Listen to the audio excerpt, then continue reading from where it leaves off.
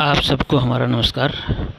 आइए आज भिवानी महेंद्रगढ़ संसदीय क्षेत्र की थोड़ी समीक्षा कर लेते हैं। कौन किस पर रहेगा भारी, इसके बारे में थोड़ा मतदाताओं के नब्ज टटोल लेते हैं। जैसे ही कांग्रेस ने प्रत्याशी की घोषणा की है, भिवानी महेंद्रगढ़ का लोकसभा चुनाव दिलचस्प हो गया है। अभी चुनावी प्रचार रंग पकड़ेगा, फिर भी घोषणा के साथ ही काफ़ी कुछ चर्चाएं शुरू हो गई हैं। कांग्रेस ने राव दान सिंह को मैदान में उतारा है। राव दान सिंह के मैदान में आते ही सियासी गर्मियां उफान पर आने लगी हैं। कांग्रेस के उम्मीदवार की घोषणा से पहले तक भाजपा के प्रत्याशी और निवर्तमान सांसद धर्मवीर सिंह की राह आसान मानी जा रही थी, लेकिन अब उनकी राह आसान नहीं कही जा सकती। वे अपनी जीत की हैट्रिक बना पाएंगे, ये आसान नहीं होगा। राव दान सिंह कांग्रेस नेत्री किरण चौधरी को मनाने में कामयाब हो गए तो धर्मवीर सिंह हैट्रिक बना पाएंगे, यह संभव नहीं लगता। हाँ, किरण चौधरी राव दान सिंह के साथ नहीं भी आती हैं तो भी टक्कर कांटे की होने की संभावना है। इस बार भिवानी और महेंद्रगढ़ में दोनों जगह ही दिलचस्प मुकाबला होगा। पिछली बार धर्मवीर सिंह को महेंद्रगढ़ में 60% वोट मिला था और श्रुति चौधरी को 20% वोट ही मिल पाए थे। इस बार स्थिति उलट है। वह इसलिए कि राव दान सिंह भिवानी के गांव प्रहलादगढ़ से हैं। कांग्रेस ने उनको उतारा है। उनकी कर्मभूमि महेंद्रगढ़ रहा है, वहाँ पर उनका अच्छा खासा वोट बैंक है। महेंद्रगढ़ विधानसभा से वे वर्ष 2000, 2005, 2009 और 2019 में विधायक रह चुके हैं। महेंद्रगढ़ की अहिर बेल्ट में उनका अच्छा खासा वोट बैंक है। ऐसे में अगर किरण चौधरी भिवानी, तरखी, दादरी जिलों में उनका साथ दें तो वे जीत की दहलीज पार कर सकते हैं। भिवानी लोकसभा चुनाव के इतिहास में इस बार ये पहली बार हो रहा है चौधरी बंसीलाल परिवार लोकसभा चुनाव में मैदान में नहीं है। श्रुति चौधरी की बात करें तो वर्ष 2019 के चुनाव में महेंद्रगढ़ के चारों विधानसभा क्षेत्रों से महज 20% वोट ही वह ले पाई थी। उनके मुकाबले निवर्तमान सांसद धर्मवीर सिंह 60% वोट ले गए थे।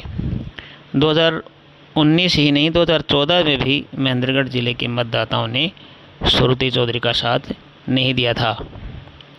उस समय भी उनको 17% वोट मिले थे और धर्मवीर सिंह 51% से ज़्यादा वोट ले गए थे। पिछले 2 लोकसभा चुनाव का आकलन करें तो 2019 में पूर्व सांसद श्रुति चौधरी 9 में से किसी भी विधानसभा क्षेत्र में सांसद धर्मवीर सिंह का मुकाबला नहीं कर पाई थी।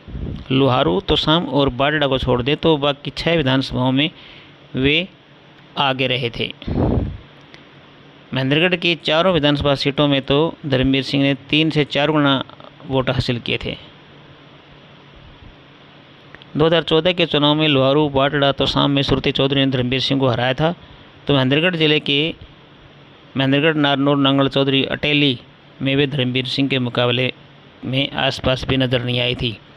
2 चुनाव में पिछड़ने के बाद इस बार कांग्रेस ने महेंद्रगढ़ क्षेत्र के वरिष्ठ नेता, मुख्य संसदीय सचिव रहे और 4 बार के विधायक रहे राव दान सिंह को अवसर दिया है। राव दान सिंह पूर्व मुख्यमंत्री भूपेंद्र सिंह हुड्डा के खेमे से हैं। भिवानी में तोसाम क्षेत्र को छोड़ दे तो भिवानी, लोहारू, तरखी, दादरी, बाडड़ा में पूर्व मुख्यमंत्री भूपेंद्र सिंह हुड्डा के अच्छे खासे वर्कर हैं। लोहारू में पूर्व विधायक सोमवीर सिंह, जिला परिषद के पूर्व चेयरमैन राजवीर फरटिया का अपना अच्छा वोट बैंक है। चौधरी बंसीलाल के पोते और पूर्व विधायक रणवीर सिंह महेंद्रा के बेटे अनिरुद्ध चौधरी तोसाम में सक्रिय हैं, उनका भी अपना वोट बैंक है। और बाडड़ा में रणवीर सिंह महेंद्रा का बड़ा वोट बैंक है। दादरी में भी हुड्डा गुट सक्रिय है। ऐसे में अगर पूर्व मंत्री किरण चौधरी का साथ मिल जाए तो इस सीट पर बहुत कुछ बदल सकता है। रही बात भाजपा प्रत्याशी धर्मवीर सिंह की, तो तोशाम विधानसभा से शशि रंजन परमार पिछली बार का हिस्सा बराबर कर सकते हैं। उनके विधानसभा चुनाव के दौरान पिछली बार ये चर्चाएं रही थी कि धर्मवीर सिंह ने शशि रंजन परमार का साथ नहीं दिया, नहीं तो वे जीत जाते। तोशाम में भाजपा नेता मुकेश गौड़ भी हैं, पर उनका साथ धर्मवीर सिंह का हमेशा 36 का आंकड़ा रहा है। धर्मवीर सिंह तोशाम में किरण चौधरी से वोटों की सेटिंग कर सकते हैं, वह इसलिए कि इस बार श्रुति चौधरी को टिकट नहीं मिली तो वे उनसे संपर्क साध सकते हैं। बताया जाता है कि अंदर खाने धर्मवीर सिंह की वोटों को लेकर किरण चौधरी के साथ सेटिंग लगातार रहती रही है। भिवानी विधानसभा से विधायक घनश्याम सर्राफ का धर्मवीर सिंह को कितना साथ मिलेगा, ये तो आने वाला समय ही बताएगा। लोहारू विधानसभा में इस बार मंत्री जेपी दलाल का विरोध है, वे कितना वोट ले पाएंगे यह तो समय ही बताएगा।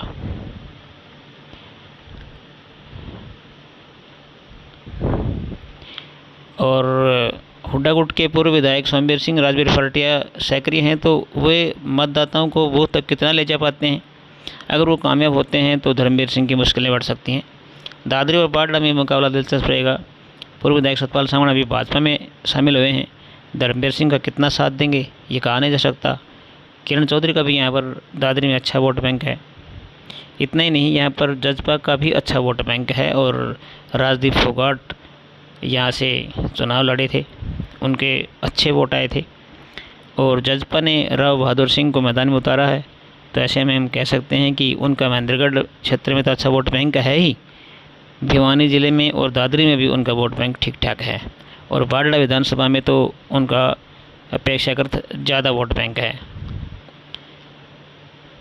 और कांग्रेस की बात करें बाडला में तो पूर्व विधायक पूर्व संसदीय सचिव रण सिंह मान के पुत्र राजू अच्छे खासे सक्रिय हैं। पूर्व विधायक रणबीर सिंह महिंद्रा का भी अच्छा वोट बैंक है। सुखविंदर मांडी भाजपा से विधायक रहे हैं, पर इस बार मतदाता में उनका विरोध है। बाडला में भाजपा कमज़ोर रह सकती है। इस संसदीय क्षेत्र से बसपा ने भी यानी कि बहुजन समाज पार्टी ने भी अपना उम्मीदवार उतारा है। सुनील कमांडर को उन्होंने उम्मीदवार बनाया है। बसपा का जो कैडराइज वोट है वो तो उनको मिलेगा ही, वो अपने दम पर कितना वोट बैंक ले पाते हैं ये आने वाला समय बताएगा। जजपा इस चुनाव को त्रिकोणीय बनाने की कोशिश करेगी, हालांकि इसकी संभावनाएं कम हैं, लेकिन कुल मिला के हम ये कह सकते हैं कि मुकाबला दिलचस्प होगा। धर्मवीर सिंह हैट्रिक बना पाते हैं या नहीं, कांग्रेस से राव दान सिंह जीत की दहलीज पार कर पाते हैं या नहीं, ये सब संसद समय के गर्भ में है। आइए इंतज़ार करते हैं और अच्छे परिणाम का इंतज़ार करते हैं। मतदाताओं से अपील है कि वे अधिक से अधिक मतदान करें, शांतिपूर्वक मतदान करें, किसी के बहकावे में ना आएँ, अपने विवेक से मतदान करें, अच्छा उम्मीदवार चुनें, लोकतंत्र को मजबूत करें। आप सब मतदान तक पहुंचकर वोट अधिक से अधिक करेंगे तो लोकतंत्र को मजबूती मिलेगी। ये उम्मीद की जा सकती है कि अच्छे उम्मीदवार को चुनकर आप संसद में भेजेंगे। धन्यवाद। आप हमारे इस आकलन को समझें, अच्छा लगे तो हमारे चैनल को लाइक, सब्सक्राइब और शेयर अवश्य कीजिए। धन्यवाद।